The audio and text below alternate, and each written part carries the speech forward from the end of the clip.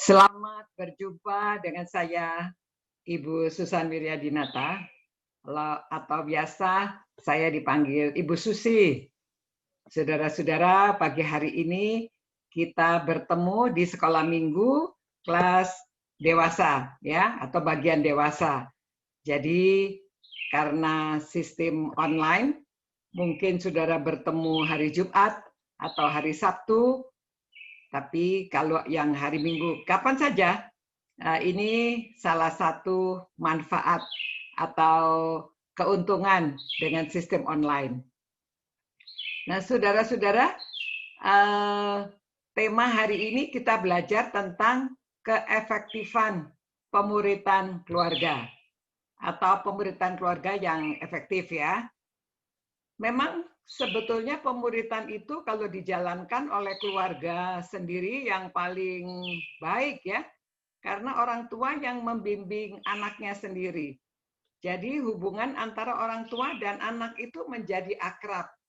Anak dapat setiap waktu berbicara dengan orang tuanya dan mereka dengan terbuka karena mereka sudah biasa berkomunikasi. Jadi kalau orang tua yang memuridkan anak merasa ya senang karena mereka membutuhkan teman juga ya. Jadi kalau bisa memuridkan sendiri, hubungan orang tua dengan anak itu jadi seperti teman, akrab ya, karena sering berkomunikasi. Nah, saudara-saudara, hari ini kita akan belajar firman Tuhan yang diambil dari 2 Timotius ya. Kita akan mempelajari 2 Timotius 1 ayat 5 dan pasal 3 ayat 14 sampai 17. Mari kita akan mulai dengan sini ya. Nah, sebelum saya harap saudara semua sudah siap Alkitabnya dan kita akan mulai pelajaran hari ini. Saudara-saudara, kita mulai dengan doa ya. Tuhan, kiranya Roh Kudus akan memimpin kami dalam mempelajari firman-Mu, karena ini kata-kata dari Engkau sendiri. Dan biarlah kami dapat mempelajari dengan hati terbuka, dan kami siap untuk menjalankan apa pesan-pesan-Mu kepada kami hari ini. Terima kasih Tuhan, pimpinlah hamba-Mu, pimpinlah setiap orang yang mengikutinya. Dalam nama Tuhan Yesus kami berdoa. Amin. Nah, saudara-saudara, kita lihat bahwa latar belakang dari tulisan Paulus ini, Paulus menulis kepada Timotius. Timotius itu murid kesayangan Paulus ya. Dan kita lihat bahwa Paulus sudah mengenal Timotius sejak dia masih muda. Dia tahu bahwa ayahnya seorang Yunani dan ibunya serta neneknya orang Yahudi. Nah, saudara, kebiasaan keluarga Yahudi, mereka itu ibadah setiap malam ya. Ayah memimpin, ibu menyiapkan keluarga dan keperluan ibadah keluarga. Nah, nanti kita perlu mempelajari latar belakangnya pada waktu kita mempelajari ayat-ayat ini. Mengapa Paulus mengatakan demikian? Ya, jadi kita lihat bahwa dasarnya dari Ulangan 6 ayat 4-9, Allah memerintahkan kepada Musa, ya latar belakangnya tadi sudah kita bahas, bahwa perintah kepada Musa itu demikian. Ya, dari Ulangan 6 ayat 4-6 itu ada gambar trompet di situ. Biasanya trompet ini akan dibunyikan dan lalu mulai dikatakan, dengarlah hai Israel, Tuhan itu Allah kita, Tuhan itu Esa, atau ya Shema Yisrael, Adonai Elohenu, Adonai Echad ya, Tuhan itu Esa. Nah, lalu kasihilah Tuhan Allahmu dengan segenap hatimu, dengan segenap jiwamu, dengan segenap kekuatanmu. Ini merupakan syahadat orang Israel. Jadi waktu mereka mulai ibadah, mereka akan mengatakan 2 ayat ini. Jadi ya kita semuanya mungkin sudah menghafalkannya juga ya. Lalu apa peringatannya? Peringatannya demikian, apa yang kuperintahkan kepadamu pada hari ini, haruslah engkau perhatikan. Nah, berikutnya ayat 6 ya, tadi apa yang kuperintahkan kepadamu pada hari ini harus engkau perhatikan. Lalu 7, haruslah engkau mengajarkannya berulang-ulang kepada anak-anakmu. Apabila engkau sedang dalam perjalanan, apabila engkau sedang berbaring, apabila engkau bangun. Jadi ini setiap waktu ya, pagi, siang, malam, di dalam rumah atau di luar rumah. Ya. Nah, kemudian perintahnya lagi, haruslah engkau mengikatkannya sebagai tanda pada tanganmu. Nah, ini kita lihat ya di sini ya, bahwa mereka pada waktu ibadah itu ayahnya menggunakan tali ini mengikat di tangannya dan mengulangi lagi kata syahadat tadi. Nah, mengapa? Supaya beberapa kali ya diulang-ulang. Nah, juga haruslah itu menjadi lambang pada dahimu. Nah, ini kita lihat ini di dahinya dia pakai kubus dan kubus ini juga isinya adalah syahadat tadi. Ya.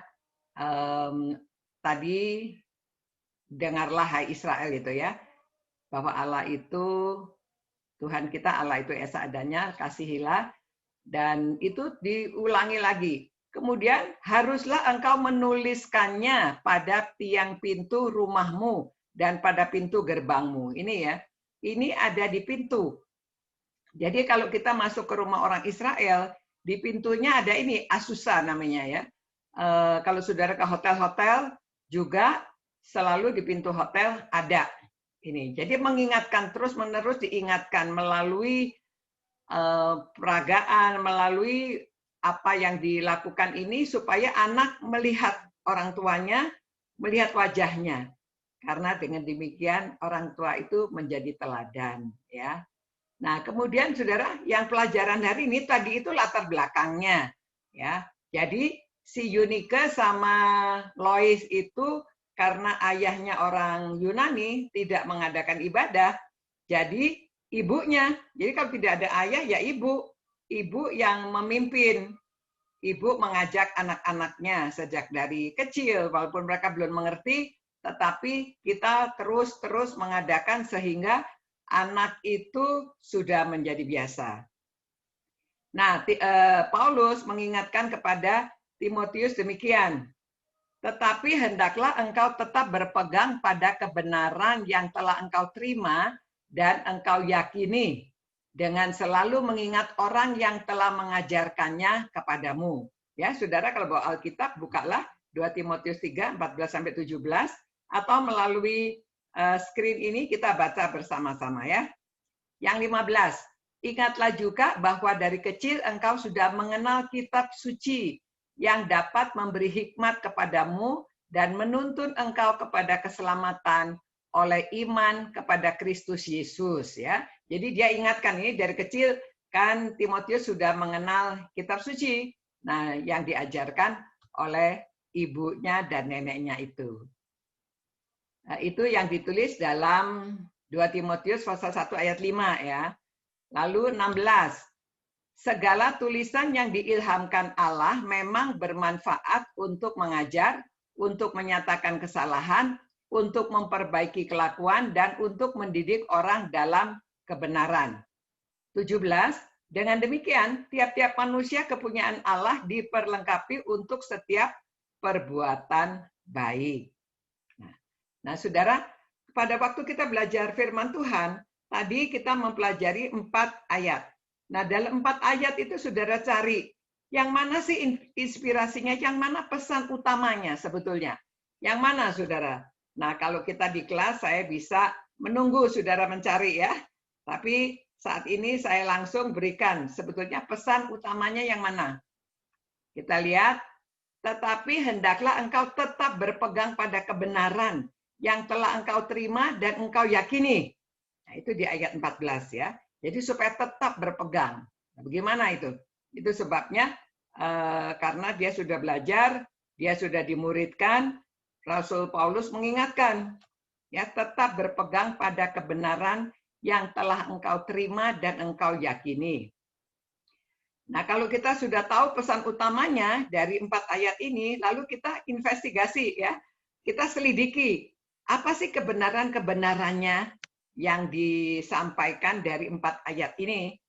Nah, dari 4 ayat ini kita lihat ayat 15 ya, mengenal kitab suci yang dapat memberi hikmat kepadamu. Kedua, menuntun engkau kepada keselamatan oleh iman kepada Kristus Yesus. Jadi kebenarannya kalau kita membaca kitab suci itu dapat memberikan hikmat kepadamu dan menuntun engkau kepada keselamatan oleh iman kepada Kristus Yesus. Jadi ini orang tua yang mengajarkan kalau kita memuridkan anak-anak, kita mengajarkan hikmat yang dari firman Tuhan. Hikmat itu apa, saudara? Hikmat itu pengertian dan pengetahuan mengenai kehendak Allah. Ya, kalau kita mengetahui ada pengertian pengetahuannya kehendak Allah itu apa? Jadi apa kita tahu membedakan mana yang baik, mana yang buruk, mana yang boleh dilakukan, mana yang tidak boleh dilakukan. Sehingga dengan demikian kita menjadi bertumbuh secara rohani. Jadi kita bertumbuh, kalau kita sudah bertumbuh karena kita menjalankan, kita berpengertian, kemudian kita dapat berbuah, menghasilkan buah. Nah, kalau sudah kita menghasilkan buah, maka kita menjadi kuat dan sabar. Nah, saudara dapat membaca ini di Kolose pasal 1 ya. Dengan demikian orang menjadi kuat dan tahan. Nah, saudara khususnya zaman sekarang menghadapi banyak kejahatan atau juga ada COVID ini, orang banyak mempertanyakan apakah ini dari Tuhan, apakah jadi beberapa hal ya yang ditanyakan. Kalau kita dapat hikmat, kita dapat mengerti, kita mengerti kehendak Allah, kita mengerti siapa Allah itu, dan kita tahu jalan yang benar. Sehingga juga menuntun firman Tuhan itu menuntun kita kepada keselamatan oleh iman kepada Yesus Kristus. Jadi orang tua pertama-tama mengajarkan kepada anaknya supaya mereka percaya Tuhan Yesus. Dengan demikian mereka beroleh hidup kekal ya. Lalu dari 4 ayat ini apa informasinya yang Rasul Paulus ingin memberikan kepada kita? Nah, kita periksa sebetulnya dari awalnya kita lihat ini apa informasinya. Yang pertama dari ayat 14 supaya selalu mengingat orang yang telah mengajarkan kepadamu. Ya, bisa guru sekolah minggu, bisa pendeta, bisa pemimpin-pemimpin gereja, tapi juga orang yang mengajarkan kepadamu, kalau orang tuanya sendiri, jadi selalu mengingat orang yang telah mengajarkan kepadamu. Bersyukur, berterima kasih. Itu sebabnya hubungan kan semakin dekat, semakin bangga. Ya, kalau orang tua mengajarkan sendiri kepada anaknya. Nah, lalu informasi berikutnya bahwa dari kecil engkau sudah mengenal kitab suci. Nah, ini informasinya buat kita juga. Jadi dia belajar dari neneknya Lois dan juga ibunya Eunike ya. Jadi supaya dia selalu mengingat mereka yang sudah mengajarkan kepada dia. Lalu apalagi informasinya? Dia memberikan informasi ini kebenaran juga ya, bahwa segala tulisan yang diilhamkan oleh Allah memang bermanfaat untuk mengajar, untuk menyatakan kesalahan, untuk memperbaiki kelakuan, dan untuk mendidik orang dalam kebenaran. Ya, jadi inilah informasi yang diberikan oleh Rasul Paulus kepada Timotius dan juga sekarang kepada kita ya. Itu sebabnya kita lihat lagi kalau begitu, kalau kita sudah tahu kitab suci, kita beroleh hikmat, keselamatan untuk apa? Ya, jadi kalau kita memuridkan anak untuk apa? Dengan demikian tiap-tiap manusia kepunyaan Allah diperlengkapi untuk setiap perbuatan baik, ya. Jadi kita diperlengkapi semua orang. Orang yang mengenal firman Tuhan diperlengkapi untuk perbuatan baik.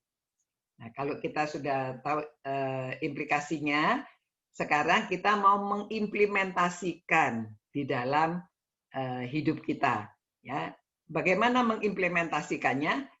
Jadi pemuritan dalam keluarga yang efektif, ya. Memang efektif, ya. Ini apa keefektifan pemuritan keluarga? Jadi kalau orang tua sendiri yang memuridkan, ya, orang tua harus menjadi teladan. Kita tidak bisa hanya memberitahu anak, tetapi kita juga melakukannya. Kedua, orang tua itu perlu menjadi inisiator, ya, mengajak anak sejak dini, ya, mengajarkan hikmat dan keselamatan dalam Kristus. Jadi sejak dini, walaupun anak kelihatannya belum mengerti, tidak apa-apa, saudara. Anak-anak itu dikumpulkan, walaupun dia masih balita, biasakan memperkenalkan Alkitab, firman Tuhan, ajarkan ayat-ayat, hafalkan, nyanyikan lagu-lagu rohani. Ya tentunya kalau anak masih kecil, lagu-lagu yang untuk anak-anak, ya. Kalau sudah dewasa, sudah besar, baru lagu-lagu rohani yang biasa kita nyanyikan.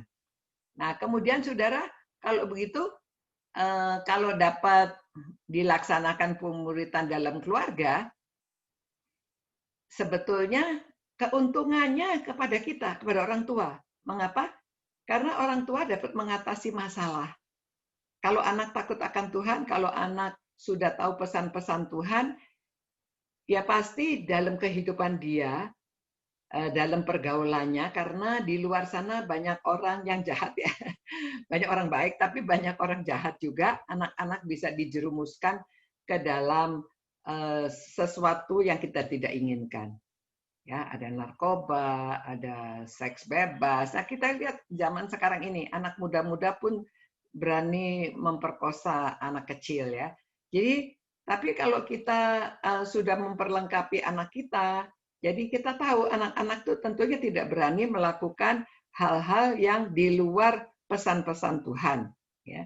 Jadi karena anak takut akan Tuhan, anak-anak beroleh hikmat, dapat memutuskan di dalam kehidupan apa yang langkah-langkah apa yang harus dia lakukan, keputusan apa pada waktu diajak orang untuk melakukan sesuatu yang tidak benar, dia bisa menolaknya, ya. Dan juga karena dia selalu berdoa, kita juga selalu berdoa, mendoakan anak sehingga anak-anak terlindungi dari segala kejahatan. Selalu kita harus menjalankan demikian. Kalau kita komunikasi dengan anak diingatkan pagi sebelum dia sekolah, kita doakan dia. Pada waktu di rumah kita bersama-sama bicara, kita berdoa bersama-sama.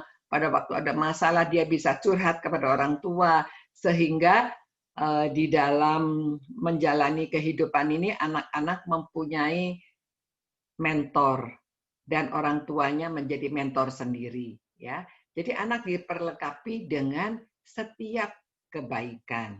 Nah, saudara, diingatkan sekali lagi supaya orang tua menjadi teladan. Karena tadi ya waktu orang Yahudi itu di kepalanya dikasih diikat itu, ya. Jadi waktu ibadah dia ikat kepalanya. Tujuannya apa? Tujuannya anak melihat wajah orang tua, lalu melihat firman Tuhan yang diikat di kepalanya.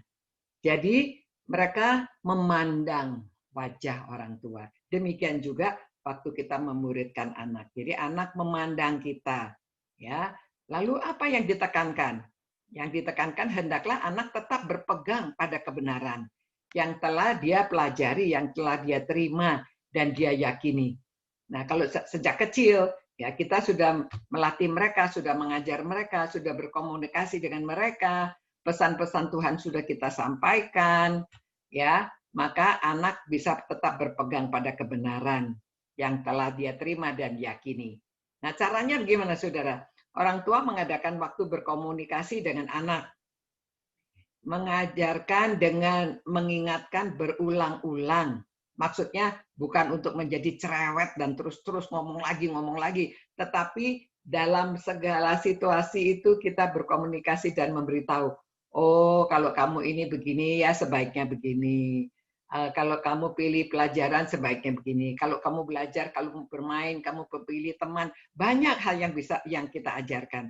Jadi kita adakan ibadah ya. Saudara-saudara, memang saya pernah menulis buku ini ya, pelajaran Alkitab harian untuk keluarga. Karena banyak orang tua merasa tidak ada bimbingan. Jadi kalau ada buku, maka saudara bisa mengadakan renungan di dalam keluarga. Nah, berikutnya sekarang ini juga setiap hari saya diminta untuk memberi renungan singkat, hanya 5 menit, 6 menit gitu ya, yang namanya Impact Family.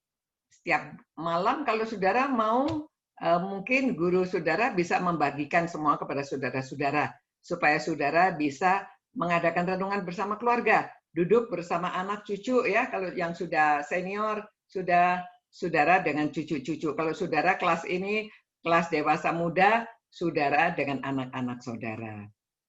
Nah, apa manfaatnya mengajarkan firman Tuhan atau mengadakan renungan keluarga? Nah, saudara, yang pertama, firman Tuhan memang bermanfaat dikatakannya dari ayat 16. Manfaatnya untuk apa? Manfaatnya untuk mengajar. Jadi saudara, mengajar kalau sudah mempelajari firman Tuhan, banyak pelajaran di dalamnya. Untuk menyatakan kesalahan.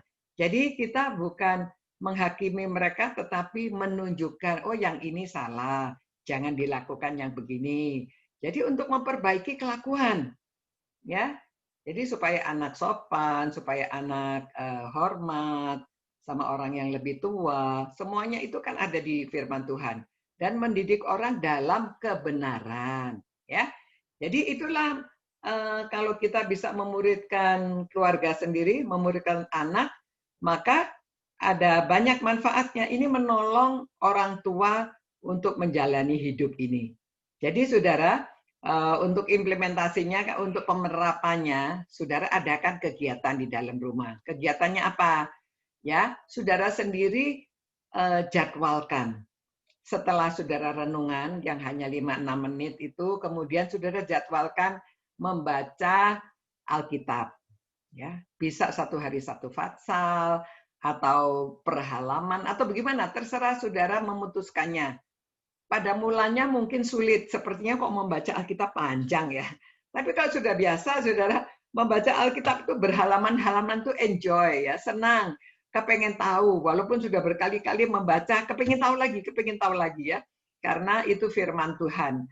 Ya, dorong anak-anak ikut sekolah minggu, walaupun sekarang sekolah minggu online, saudara jadwalkan kalau anak sudah waktunya bangun ya bangun, ayo semuanya sekolah minggu. Jadi orang tua itu ada wibawanya ya, mengajak anak-anak belajar firman Tuhan, sekolah minggu ataupun kegiatan lainnya, walaupun online juga harus dijadwalkan ya. Ya, tapi orang tua mendampingi, saudara jangan hanya bilang, ayo sekolah minggu, tapi orang tuanya melakukan yang lain-lain, nyapu, masak atau yang lainnya. Tetapi ayo sekolah minggu sama-sama, mama temani, papa temani gitu ya. Jadi orang tua mendampingi, orang tua juga ikut sekolah minggu. Nah, dengan demikian, saudara komunikasi dengan anak itu dapat terbuka, ya. Masalah, kalau ada masalah dapat berbincang-bincang, ya. Komunikasinya terbuka karena kita tidak menghakimi. Kalau anak melaporkan sesuatu, tidak langsung kita menghakimi, tetapi kita bicarakan. Dan juga selalu di dalam keluarga ada pengampunan, ya saudara. Jadi kita memang harus melakukannya dengan sabar, ya. Kita harus melakukan dengan sabar. Kita harus banyak berdoa, berdoa bersama-sama. Jadi memuridkan keluarga itu indah sekali. Karena pahlawannya siapa? Pahlawannya orang tua sendiri ya. Jadi dia tidak mencari orang di luar, melainkan dengan keluarga sendiri. Saudara, lakukan, sudah belajar firman Tuhan, sudah mendengar, sudah kita pelajari, maka sekarang tinggal melakukan. Ya, Mari kita tutup dalam doa. Terima kasih Tuhan, kami sudah belajar firman-Mu. Kiranya semua ini menjadi jelas dan dapat diterapkan di dalam kehidupan setiap orang yang sudah ikut mempelajari. Berkati kami semua Tuhan, jadikanlah orang tua ini menjadi pahlawan bagi anak-anaknya. Karena mereka dapat memuridkan anaknya sendiri untuk mengikuti jalan Tuhan, menerima pesan-pesan dari Tuhan. Terima kasih Tuhan, terima kasih Roh Kudus. Demi nama Yesus Kristus kami berdoa. Amin. Terima kasih atas kesempatan ini. Semoga semuanya menjadi jelas dan saudara dapat melaksanakan. Puji Tuhan ya. Sampai berjumpa kembali.